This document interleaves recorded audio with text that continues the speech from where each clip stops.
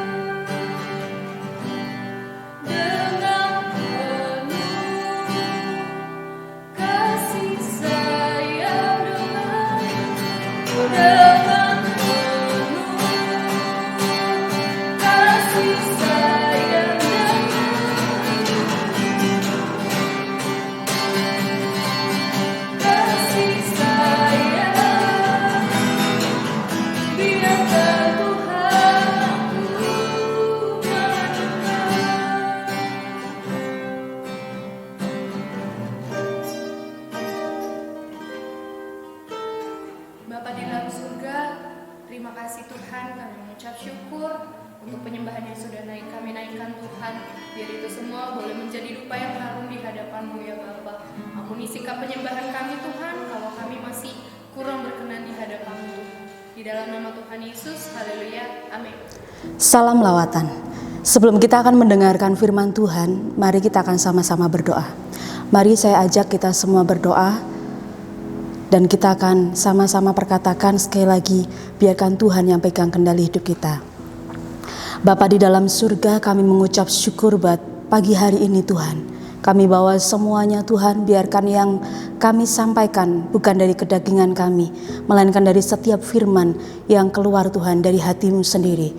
Dalam nama Tuhan Yesus, kami siap Tuhan mendengarkan. Amin. Ya, pagi hari ini saya akan membahas materi yang kita akan sama-sama belajar, dan ini seringkali ada dalam kehidupan kita semua. Apa itu? Iya, rasa insecure. Apa itu rasa insecure? Rasa insecure adalah rasa di mana kita merasa tidak aman, perasaan di mana kita tidak aman dengan sesuatu. Dan biasanya ini sesuatu yang kalau menurut orang dunia adalah hal yang sangat wajar. Tapi sebagai anak-anak Tuhan, mari kita belajar kenali insecure kita apa. Ya, setiap kita pasti mengalami. Saya pun mengalami. Nah, mengapa bisa muncul rasa insecure dalam diri seseorang? Yang pertama, rasa insecure muncul karena seringkali tidak ingin terlihat jelek di hadapan orang lain. Yang kedua, karena mulai membandingkan diri kita dengan orang lain.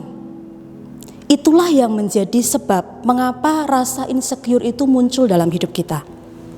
Saya pernah waktu kecil saya merasa tidak percaya diri ketika saya difoto. Karena saya selalu berkata bahwa setiap kali difoto pasti hasilnya jelek. Kenapa? Karena ada saya. Kecil, hitam, dan kurus waktu itu. Dan seringkali saya tidak merasa aman dengan itu. Itu menyebabkan saya tidak pernah punya foto masa kecil, dan baru usia-usia yang dewasa saya seringkali foto, selfie dan sebagainya. Ya, nah sedangkan kebenaran firman Tuhan berkata di Yesaya 43 ayat 4, oleh karena engkau berharga di mataku, kata Tuhan, dan mulia, dan aku ini mengasihi engkau, maka aku memberikan manusia sebagai gantimu dan bangsa-bangsa sebagai ganti nyawamu. Artinya apa? Jelas firman Tuhan berkata, kebenarannya adalah bahwa kita ini berharga di mata Tuhan. Yang berikutnya, bagaimana caranya keluar dari rasa insecure? Ada tips yang mungkin saya akan bagikan, tapi sekali lagi biarkan engkau berurusan dengan Roh Kudus dan belajar kenali insecure apa dalam hidup kalian. Yang pertama, kalau saya sendiri, saya pribadi, saya seringkali tanamkan kebenaran firman Tuhan berkali-kali dan berulang-ulang ke diri kita sendiri.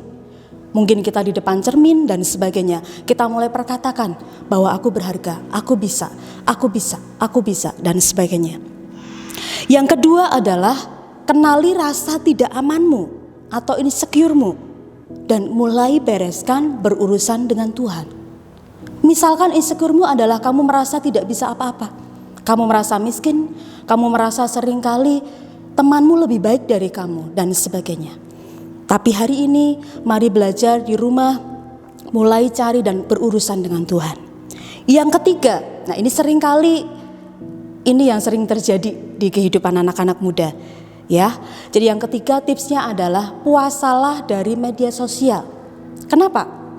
Karena seringkali tanpa sadar ketika kita membuka media sosial, mungkin Instagram, Facebook dan sebagainya, seringkali kita melihat teman-teman kita, mereka jauh lebih sukses, mereka mungkin kurus, tirus dan sebagainya. Itu membuat kita semua, membuat kalian merasa tidak aman dengan diri kalian, yang mungkin badan kalian tidak terlalu tirus dan sebagainya. Jadi mulai berpuasa dari media sosial sampai engkau betul-betul siap untuk yang namanya aman dengan dirimu sendiri.